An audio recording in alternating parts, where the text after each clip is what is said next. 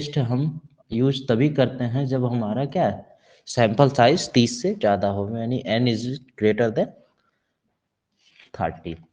ठीक, तो ज़्यादातर जो जेड टेस्ट है, ठीक है, जेड टेस्ट जो है हमारा इसमें आ जाता है, लार्ज सैंपल टेस्ट में आता है। अगर लार्ज सैंपल की टेस्टिंग करनी है, ठीक है, लार्ज सैंपल की टेस्टिंग करनी है तो हम कौन सा टेस्ट यूज करेंगे, जेड टेस्ट करेंगे।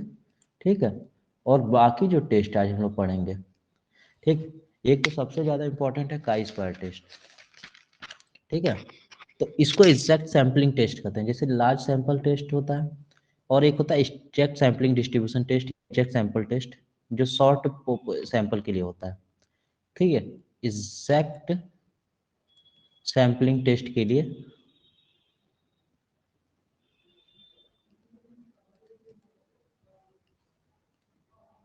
सबसे पहले तो है काई स्क्वायर, ये साइन है काई स्क्वायर का, बहुत ज़्यादा इंपॉर्टेंट है एग्जाम पॉइंट ऑफ व्यू से, और जेनेटिक्स वाले स्टूडेंट के लिए तो सबसे ज़्यादा इंपॉर्टेंट है ये तुम्हारा काई स्क्वायर। ठीक है, इससे बहुत सारे क्वेश्चंस बनते हैं। और जो दूसरा है तुम्हारा टी टेस्ट। ठीक, फिर उसके बाद एफ टेस्ट है, इसके बाद हमारा जेड डिस्ट्रीब्यूशन, यानी F Z distribution test, F Z test कर सकते हो या जेड डिस्ट्रीब्यूशन कर सकते हो, या छोड़ो इसको हटा, जेड ट्रांसफॉर्मेशन है, बेटर यूज कर लो जेड ट्रांसफॉर्मेशन, कंफ्यूज लेकिन मत होना इससे। ठीक है, रेयरली ही ये पूछता है, याद रखना कि जेड टेस्ट होता है लार्ज सैंपल टेस्ट है, बाकी जो काई टी और एफ टेस्ट है ये हम जो है ये स्मॉल सैंपल टेस्ट के लिए यूज करते हैं, और most specifically exam point of view से ये और ये इंपॉर्टेंट जो ज़्यादातर पूछा जाता है।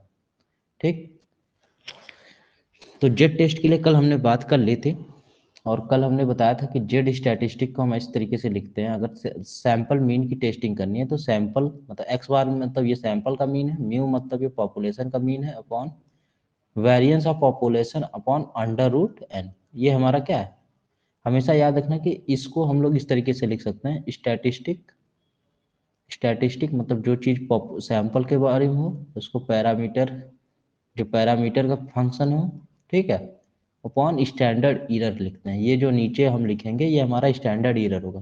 तो अगर हमसे कोई पूछेगा कि पॉपुलेशन का स्टैंडर्ड मीरर ईरर क्या होता है, तो सिग्मा अपॉन रूट एन होती है।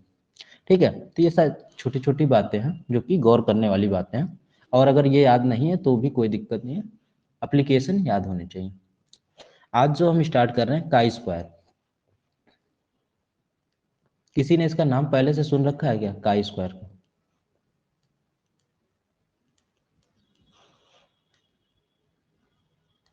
बताओ, काई स्क्वायर का नाम पहले कहीं सुन रखा है इसका?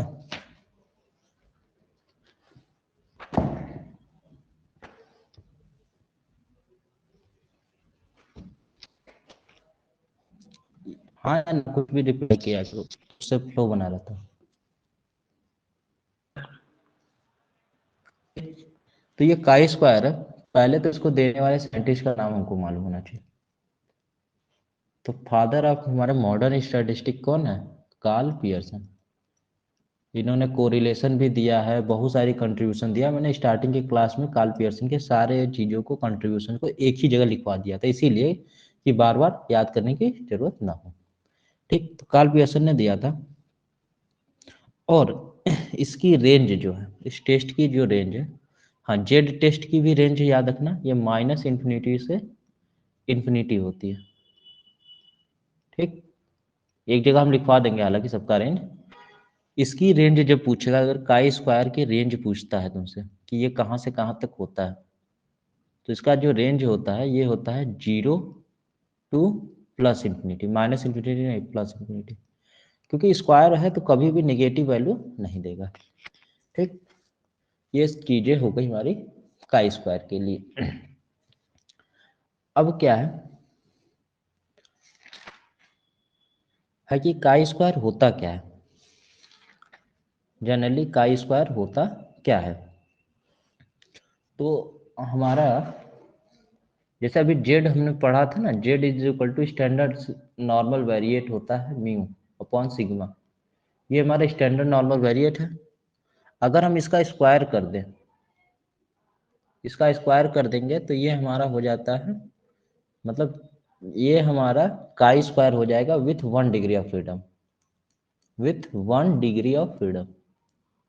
और अगर इसी के आगे सामने अगर मैं समेशन लगा दूं, अगर ये समेशन लगा दूं, समेशन वन 1 to n कर देता हूं, तो ये n डिग्री ऑफ फ्रीडम हो जाता है। तो nothing but chi square is nothing but क्या है, square of standard normal variate, और फिर उसके बाद हर स्क्वायर का सम कर दो n टाइम्स तक, और वो n क्या है हमारा, डिग्री ऑफ फ्रीडम। तो ज़्यादातर क्वेश्चन जो स्मॉल सैंपल टेस्ट है, स्मॉल सैंपल टेस्ट में सब तुमको डिग्री ऑफ फ्रीडम बहुत याद रखना होगा। ठीक है, जेड में कभी नहीं पूछेगा तुमसे, क्योंकि एन की वैल्यू बहुत लार्ज है। तो वहां से उसमें एक माइनस कर दो, एक माइनस कर दो, तो डिग्री ऑफ फ्रीडम का कोई मतलब नहीं होता। लेकिन एग्जैक्ट सैम्पलिंग टेस्ट में हमको डिग्री ऑफ फ्रीडम से रिलेटेड क्वेश्चंस देखने को मिलते हैं। ठीक है, तो ये सारी चीजें हैं। अब बात करता हूँ, पहले तो एप्लीकेशन की बात कर लेता हूँ। ठीक है, फिर उसके बाद कंडीशन की बात करेंगे, और भी चीजें बात करेंगे कि कब कैसे कर सकते हैं इसको। एप्लीकेशन का बेटर है कि एक नए पेज पे लिखते हैं हम लोग एप्लीकेशन, ये इंपॉर्टेंट बहुत ज़्यादा, इसी से क्वेश्चन पूछता है। पहला है goodness of fit, goodness of fit. तो ये एकदम एग्जैक्ट यही लाइन लिख देता है कि गुडनेस ऑफ फिट हम किस तरीके से निकालते हैं। ठीक है, तो ये हम काई स्क्वायर की हेल्प से निकालते हैं। दूसरा जो है independence of attribute, independence of attribute.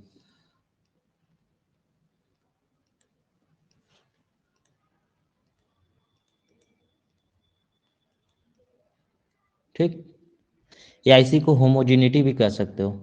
ठीक है, और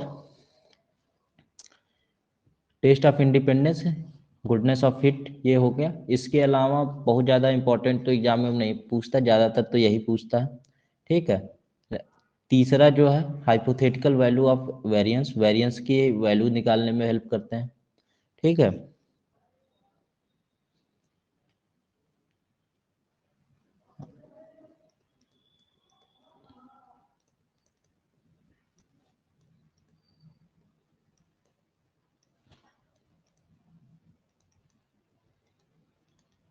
ठीक है, ये कुछ एप्लीकेशंस हैं।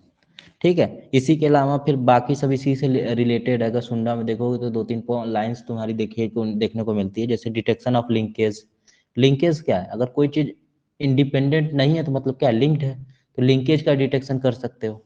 ठीक है, तो उसको अलग पॉइंट में भी लिख लो, चाहे उस यहीं से समझ सकते हो। तो लिंकेज जो पढ़े होगे ना, क्रॉसिंग ओवर और लिंकेज एक जगह पढ़ा होगा जेनेटिक्स में ना, तो वही चीज है कि लिंकेज का डिटेक्शन करते हैं हम लोग। ठीक है, और उसके बाद बहुत सारी चीज़ें हैं, जो मेंडेलियन रेशियो होता है, मेंडेलियन रेशियो है कि 9331। ठीक है, कि हम हमारा जो भी डाई हाइब्रिड रेशियो होता है, वो आइडियल रेशियो क्या है, 9:3 रेशियो 3:1 है। तो और हमारे पास कुछ डाटा आ जाएगा क्या इसी रेशियो पे है कि नहीं, तो ये क्या है, गुडनेस ऑफ फिट से हम कंपेयर करते हैं। तो ज़्यादातर जो है हमारा ये वाला और ये वाला दोनों बहुत ज़्यादा इंपॉर्टेंट है जेनेटिक्स के लिए। और हम लोग ने प्रैक्टिकल्स में ये किया होगा, अगर हम थर्ड से पहला जो जेनेटिक्स का सिलेबस पढ़ते हैं, जिसमें मेंडेलियन जेनेटिक्स पढ़ते हैं, इस पे न्यूमेरिकल हम। तो ये सारी चीज़ें थी जो हमारे एप्लीकेशन ऑफ ये था। सुंडा में एक लाइन लिखी है कि test of difference between two mean, तो वो लाइन एकदम काट लेना, वो गलत है। एप्लीकेशन ऑफ काई स्क्वायर में वो लिखा होगा कि test of significance of difference between two mean, तो वो उसका गलत है, वो नहीं करता है। ठीक है, एप्लीकेशन ऑफ काई स्क्वायर में केवल यही चीज होगी, कंफ्यूज होने की जरूरत नहीं है। और उसमें भी ज़्यादातर ये पूछेगा, डिटेक्शन ऑफ लिंकेज इसी से रिलेटेड है। ठीक, इसमें किसी को कोई दिक्कत यहाँ तक।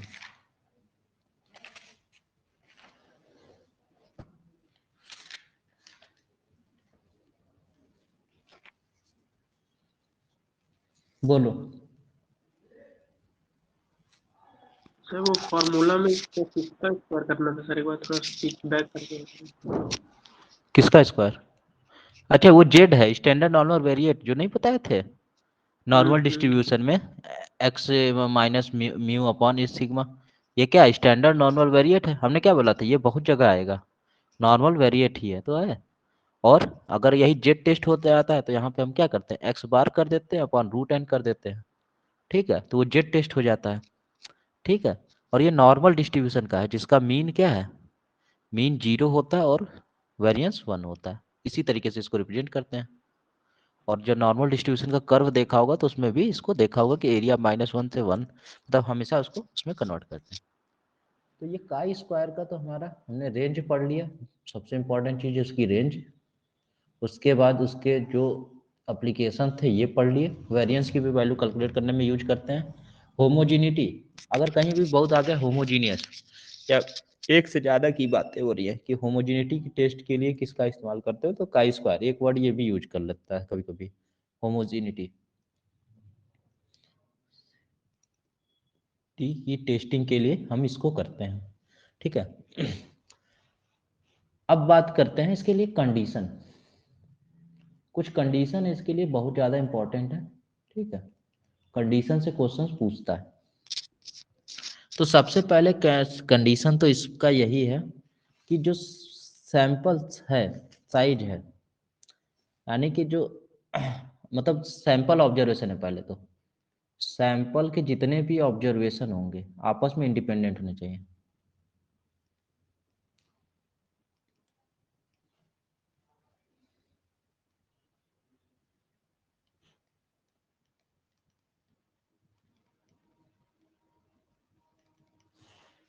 ठीक, और इसकी टोटल जो फ्रीक्वेंसी होगी या टोटल सैंपल साइज होगा, ठीक है, या टोटल फ्रीक्वेंसी इसकी जो होगी,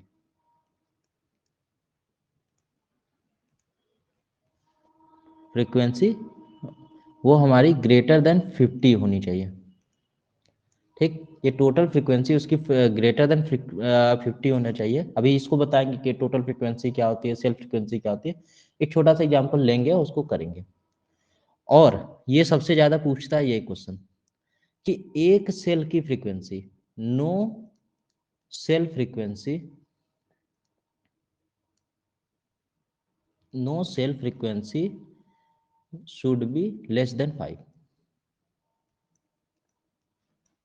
लेस देन 5, ठीक। मतलब टोटल फ्रीक्वेंसी 50 से ज़्यादा होना चाहिए और कोई भी सेल फ्रीक्वेंसी मतलब 5 से कम नहीं होना चाहिए, ये क्वेश्चन पूछता है। उसमें एक कंस्टेंट आ जाता है और कोई ऐसा दिक्कत नहीं है, वो हम बात करेंगे बाद में, अभी थोड़ा सा बात करते हैं, ठीक है। तो ये कुछ कंडीशंस है जो कि दिमाग में रहना चाहिए। अब बात करता हूं मैं उसकी कि गुडनेस ऑफ फिट क्या होता है, ठीक है। काफ़ी देर से वर्ड यूज कर रहा हूँ कि गुडनेस ऑफ फिट क्या है, गुडनेस ऑफ फिट क्या है, ठीक है। तो गुडनेस ऑफ फिट वही होता है जो कि हम बहुत सारे रेशियोज लेते हैं, ठीक है। मतलब एक लाइन है, उसी के बेसिस पे हम चेक करते हैं कि वो उस पर बेस्ट फिट है या नहीं है, ठीक है। तो एक तरीके से गुडनेस ऑफ फिट हमारा क्या है, अब मैंने कलर चेंज कर दिया है, मतलब इसको कम पढ़ना, गुडनेस ऑफ फिट एक इसमें देखो ऑब्जर्व्ड वैल्यू होती है, मतलब जो वैल्यू तुमको देखने को मिलती है, ऑब्जर्व्ड वैल्यू, ठीक। और एक एक्सपेक्टेड वैल्यू जो तुम पहले से जानते हो, एक्सपेक्टेड वैल्यू कि मतलब तुम चाहते हो कि ये आना चाहिए और ये आना चाहिए, और अगर ये इसके बराबर आ जाता है तो हम ये बोलते हैं कि हाँ ये लाइन क्या है, इस पर फिट है, मतलब बेस्ट फिट है या गुडनेस ऑफ फिट है, मतलब कोई भी डिफरेंस नॉन सिग्निफिकेंट है, तो मतलब हम बोल सकते हैं कि ये एक्सेप्ट हो जाएगा या रिजेक्ट हो जाएगा, ऐसा कुछ हम लोग कहते हैं। लेकिन अगर ये नहीं होता है तो फिर हमको दिक्कत होती है, ठीक है। तो उसी में जो हमारा होता है, इसके लिए जो फॉर्मूला है इस तरीके से लिखते हैं हम लोग गुडनेस ऑफ फिट के लिए कि chi square is equal to, इसको ओ से रिप्रेजेंट करते हैं, इसको ई से रिप्रेजेंट करते हैं, एक्सपेक्टेड और ये ऑब्जर्व, ठीक। तो इसको हम इस तरीके से लिखते हैं समेशन ऑफ याद रखना, ऑब्जर्व माइनस एक्सपेक्टेड फ्रीक्वेंसी का स्क्वायर डिवाइडेड बाई, ये स्क्वायर केवल ऊपर रहेगा, नीचे नहीं है, ठीक है, स्क्वायर डिवाइडेड बाई योर ई, और इसका फिर समेशन कर देना है हमको, यानी ये जो समेशन है ये पूरे में समेशन है, ठीक है। मतलब पहले ऑब्जर्व माइनस एक्सपेक्टेड फ्रीक्वेंसी का तुमको क्या करना है, सब्ट्रैक्शन करना है, ठीक है, और फिर उसका स्क्वायर लेना है, फिर एक्सपेक्टेड फ्रीक्वेंसी से डिवाइड करके उसका समेशन ले लेना एन तक, I is equal to 1 to n। ये जो वैल्यू मिलती है ये काई स्क्वायर की वैल्यू मिलती है। तो एक क्वेश्चन यहाँ पूछता है कि if your observed value and expected values are equal then the value of chi square will be, बताओ भाई, अगर वो ऑब्जर्व्ड वैल्यू एक्सपेक्टेड वैल्यू के बराबर हो जाएगी तो काई स्क्वायर की वैल्यू क्या होगी हमारी? 0। 0 हो जाएगी। यही एक क्वेश्चन पूछता है कि ऑब्जर्व्ड वैल्यू वो हमारा एक्सपेक्टेड वैल्यू से के बराबर होनी चाहिए, अरे मतलब होनी चाहिए नहीं, अगर होती है तो उस केस में ये 0 हो जाएगी, ठीक। तो ये हमारा क्या है, गुडनेस ऑफ फिट है, हमको पहले से कुछ वैल्यूज मालूम होती है, इस पे हम करते हैं, ठीक। दूसरी चीज है इसके, क्वेश्चन पूछता है जैसे इंडिपेंडेंस ऑफ एट्रीब्यूट, क्योंकि इसको इसलिए बोलना है क्योंकि आपके बीएससी सिलेबस में अगर हम बात करते हैं तो काई स्क्वायर के दो ही एप्लीकेशन हैं, goodness of fit and independence of attribute. तो ये फार्मूला इस तरीके से यूज होता है, कभी बैठेंगे फुर्सत में तो न्यूमेरिकल भी किसी को जानना होगा तो बता देंगे, अगर कोई जेनेटिक्स का होगा तो उसको जरूर जानना चाहिए, ठीक है। अब बात कर रहे हैं इंडिपेंडेंस ऑफ एट्रीब्यूट।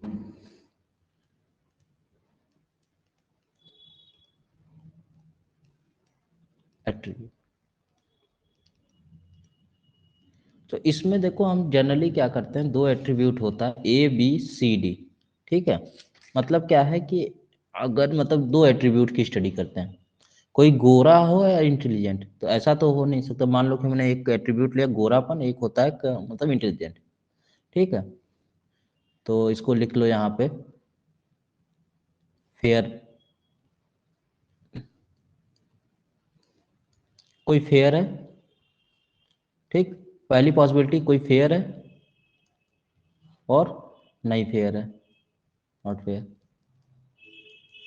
इंटेलिजेंट है, नॉट इंटेलिजेंट है, ठीक। अब हमको स्टडी करनी है कि एक एट्रीब्यूट मेरा ये है ए, एक एट्रीब्यूट है ये बी, और मुझे स्टडी करना है कि क्या ये मतलब दोनों एक दूसरे के डिपेंडेंट है कि नहीं। अगर इंडिपेंडेंट हो तो हम कह सकते हैं कि नहीं भाई, चेहरे के गोरेपन से दिमाग का इंटेलिजेंस का कोई रिलेशन नहीं है, हालांकि हम लोग जानते हैं कि कोई रिलेशन नहीं है। तो इसकी कुछ वैल्यू होगी ए, इसकी वैल्यू कुछ होगी बी, इसकी वैल्यू होगी सी, इसकी वैल्यू होगी डी। तो यहाँ पे जब मैं बात कर रहा था टोटल फ्रीक्वेंसी की, तो हमेशा इसको याद रखना, टोटल करते हैं यहाँ पे, ठीक है, total A plus C P plus D, याद आ रहा होगा कि अगर तुमने किया होगा तो तुमको याद आ गया होगा कि इस तरीके से तुमने किया था, A plus B plus C plus D, ये है हमारा ग्रैंड टोटल।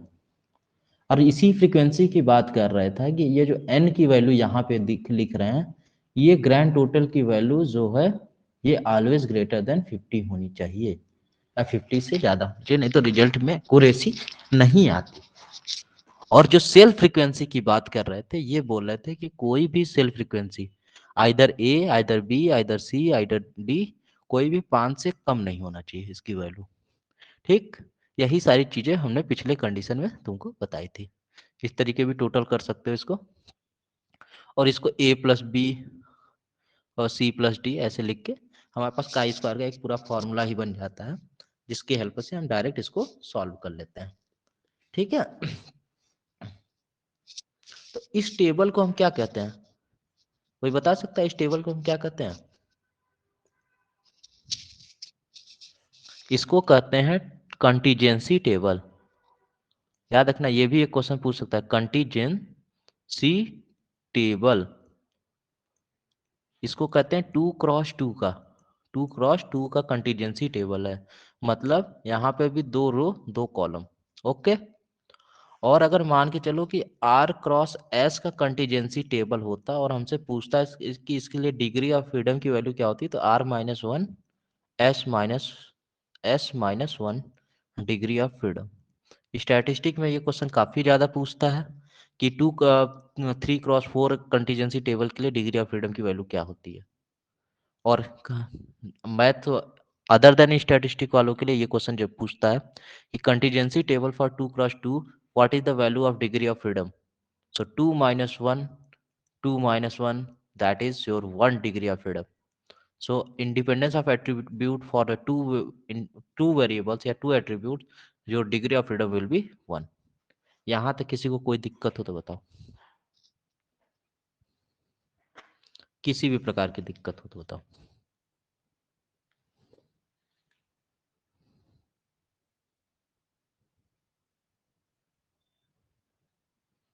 बोलो भाई।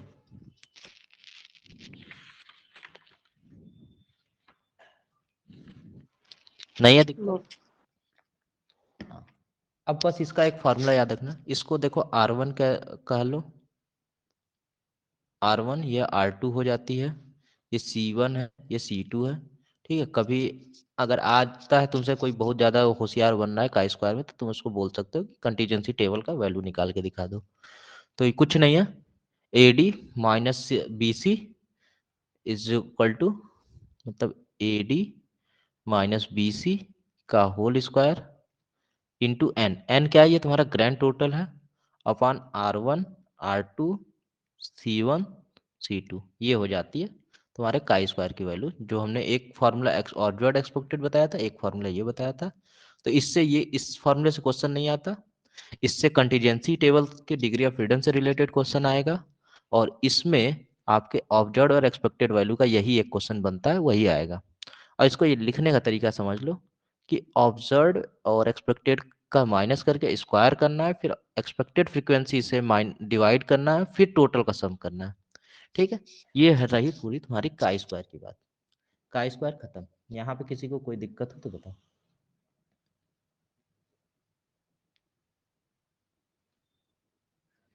बताओ मेरे भाई, बोलो।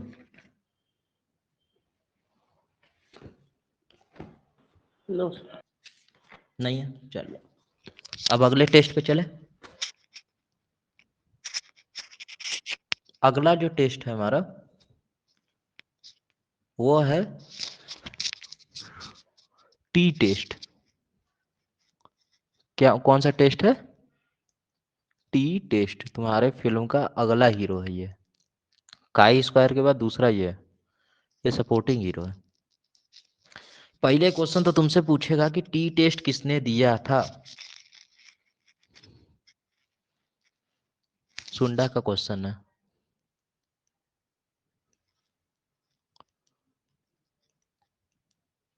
WS गॉसेट ने। हम लोग इस तरीके से याद रखते हैं कि लास्ट में टी है तो टी टेस्ट दिया था गॉसेट ने। ठीक है, तो गॉसेट ने टी टेस्ट दिया था, और फिर फर्दर इस टी टेस्ट को, ठीक है, इनके स्टूडेंट थे कि स्टूडेंट करके ही उनका पेन नेम था, जैसे कि कोई कवि होता है उसका वास्तविक नाम कुछ होता है और कलम पेन नेम कुछ अलग होता है, तो एक साइंटिस्ट थे स्टूडेंट, ठीक है, उसी के नाम से इसको स्टूडेंट टी टेस्ट के नाम से जाना जाता है, उनका ये पेन नेम था। ठीक है, तो इसको स्टूडेंट टी टेस्ट भी कहते हैं।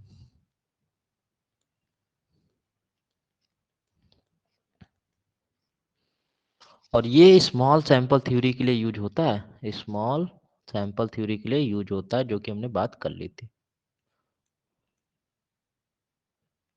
मतलब n is less than 30, n is less than 30, लेकिन इतना ही कंडीशन सफिशियंट नहीं है, अभी हम बताएंगे कि एक कंडीशन और है। तो यहाँ पे लिखो कि in which condition we can use the, या एजम्पशन, क्या मान के चलते हैं, assumption of T test, assumption से इसके क्वेश्चन है। ठीक है, assumption of T test.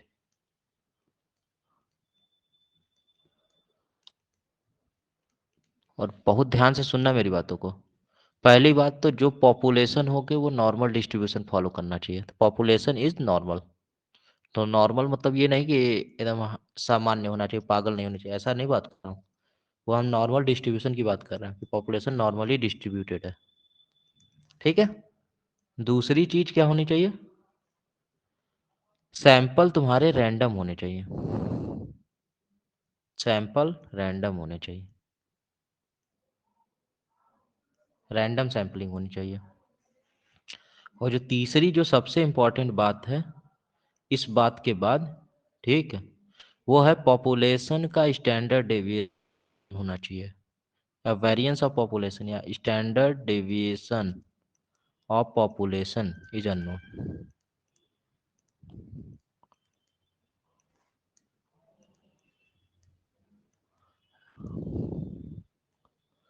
Means sigma तुम्हारा अननोन होना चाहिए, अननोन।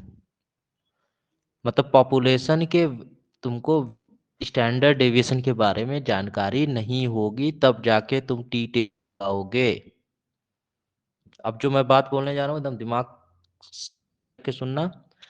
अगर n की वैल्यू 30 से कम है और अगर स्टैंडर्ड डेविएशन की वैल्यू नोन है, तो अगर हम जेड टेस्ट लगा देंगे, टी टेस्ट नहीं लगाएंगे। अभी मैंने सबसे पहले तुमको बताया था कि जेड टेस्ट हम तब लगाते हैं एन की वैल्यू 30 से ज्यादा है, लेकिन 30 कम है और स्टैंडर्ड डेविएशन की वैल्यू नोन है, तब हम उस केस में जेड टेस्ट लगा देंगे। ये तुम्हारे बीएचयू के किसी ईयर का क्वेश्चन भी रहा है, उसमें जेड टेस्ट भी है, टी टेस्ट भी है। उसमें पूछा है कि सैंपल मीन के या हाँ, सैंपल मीन के लिए कौन सा यूज करेंगे। और हम जानते हैं कि जेड में भी है, टी में भी है, लेकिन कंडीशन यही है कि अगर स्टैंडर्ड डेविएशन नोन है तो Z test, standard deviation unknown है तो टी टेस्ट। एंड दूसरा चीज ये n इज लेस देन 30, ये कंडीशन तो रहेगा ये। मेरी बात समझ में आई? जो बात मैंने बोली समझ में आई?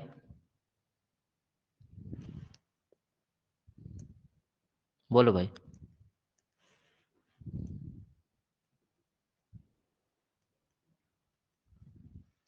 हाँ या ना?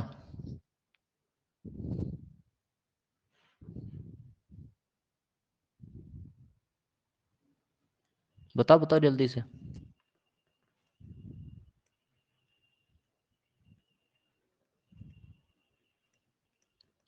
बोलो।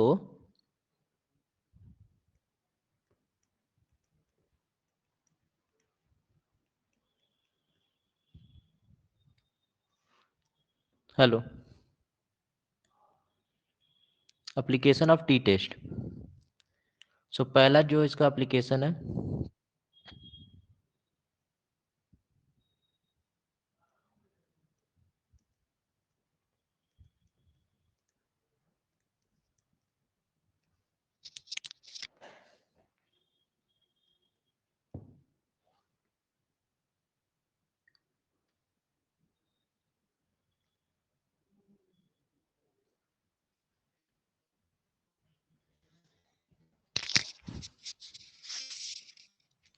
कोई रिस्पॉन्स करे, आवाज आ रही है कि नहीं?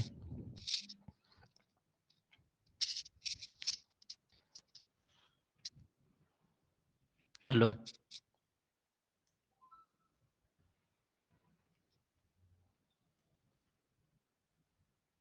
हेलो।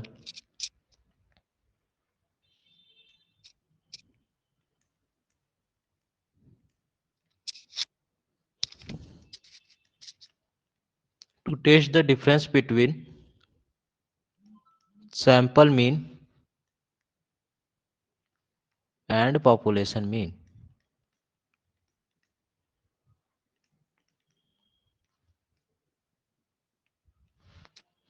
दूसरा इसका एप्लीकेशन है डिफरेंस ऑफ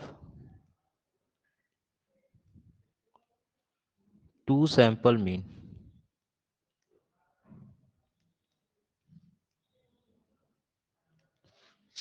तीसरा है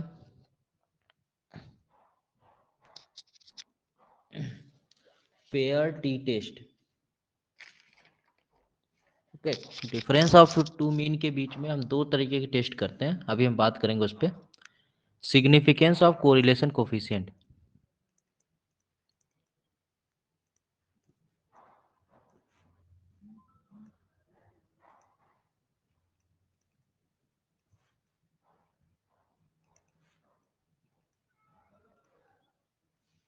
एंड रिग्रेशन, रिग्रेशन के बारे में भी हम पढ़ते हैं।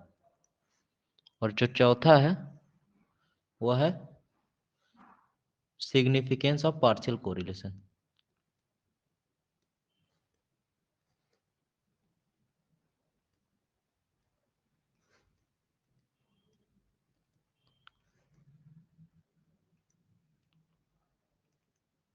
अच्छा,